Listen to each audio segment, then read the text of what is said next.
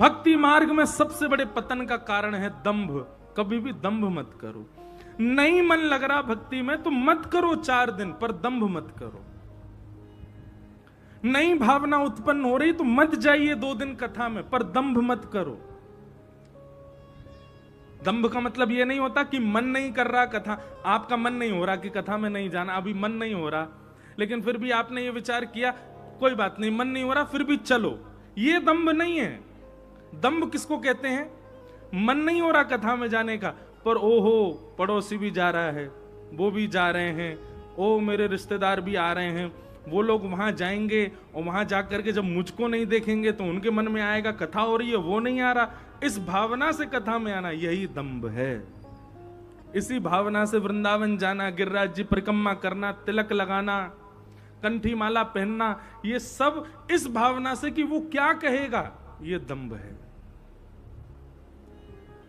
हम धोती पहनते हैं, अब धोती पहनने के बाद में अब मन में कभी कोई, कई बार घर में कई बच्चे होते हैं, कई परिवार के दूर के रिश्तेदार नातेदार आते हैं, वो लोग कहते हैं अरे घर का ही तो कार्यक्रम है, अब तो आप पैंट पहन लो, अब तो आप ये पहन। मैंने कहा क्यों? ये दंभ है क्या कि भारी पहन के रखना, घर में नहीं पहनना है?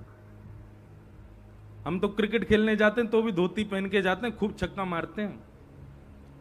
एक जगह से हमको इनविटेशन आया, बोले महाराज जी कोई ऐसे लीग होती रहती है ना, तो ऐसी एक लीग हो रही थी,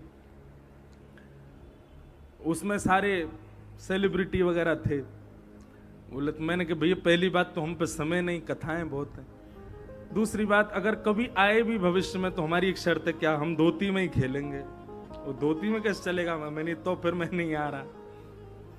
मैंने कहा बिना धोती के हम पे बैठ ही नहीं उठेगा, बिना धोती के दौड़ ही नहीं पाएंगे। तो दंभ कब हो जाता है? जब आप वैष्णव रूप, वैष्णव भाव, नाम जप, कथा, सेवा, इसके प्रति अपना भाव ना रख के किसी को दिखाने का भाव रखते, यही दंभ है। और क्षमा कीजिएगा आजकल इसकी मात्रा बहुत बढ़ गई है वैष्णवों में। आप अब तिलक इसलिए नहीं लगा रहे क्योंकि आपकी गुरु परंपरा है, आप तिलक इसलिए नहीं लगा रहे क्योंकि आपको प्रतिष्ठा है, आप तिलक इसलिए नहीं लगा रहे क्योंकि आपका सौभाग्य है, आप तिलक इसलिए लगा रहे हो कि उसको दिखाना है, उसको बताना है। ये दंभ है। और आज ही इस बात को जीवन में अपना लीजिए, दंभ युक्त होकर के भक्ति मार्ग में नहीं जाना है। अगर आपके चित्त में दंभ उत्पन्न हो गया तो सारे दोष आएंगे जो भक्ति मार्ग में आते। दंभ कौन है पता है? ये ब्रह्मा जी का नाती है। कौन है? ब्रह्मा जी के पीठ से उत्पन्न हुए भगवान ब्रह्मा जी के पुत्र पाप, और उन्हीं के पुत्र का नाम है दंभ। तो एक बार सुनो दंभ किसको कहते हैं। एक बार ब्रह्मा जी के नाती ने अपने पिताजी से कहा, बोले हम दादाजी से मिलने जा रहे हैं। सब लोग इधर देखो ध्यान से।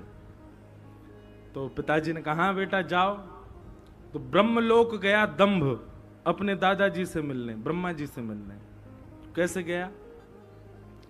बढ़िया त्रिपुंड लगाया, चौड़ी चोटी रखी, गले में खूब सारी मालाएं पहन ली, नीचे धोती पहन ली, खड़ाऊ पहन लिए, वेद मंत्र उच्चारण करता हुआ कमंडल हाथ में लेकर के महाराज माला इतनी तीव्र गति से चल रही है कि एक क्षण में जाने कितनी मालाएं कर ले रहा है।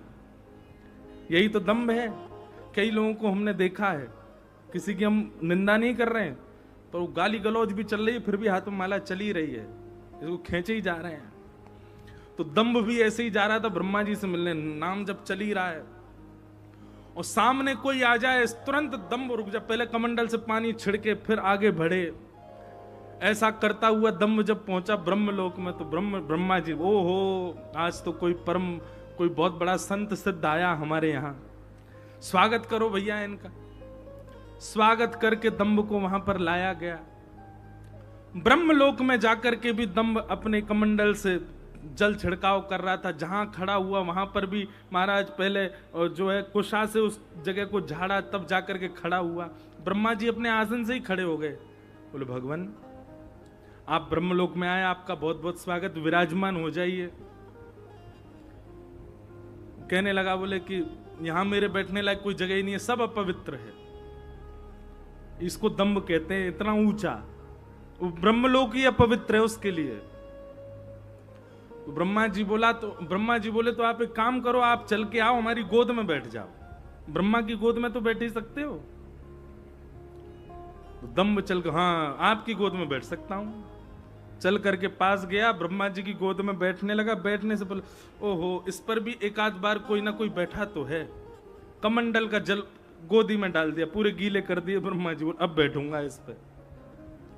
ब्रह्मा जी बोले, भैया कोई बहुत बड़ा साधु आया, कोई बहुत बड़ा सन्यासी, इतना पवित्र।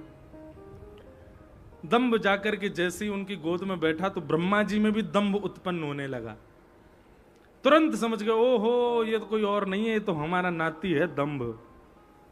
दंभ का मतलब क्या होता है? केवल आडंबर, केवल दिखावा, वास्तविकता उसमें कुछ भी नहीं है।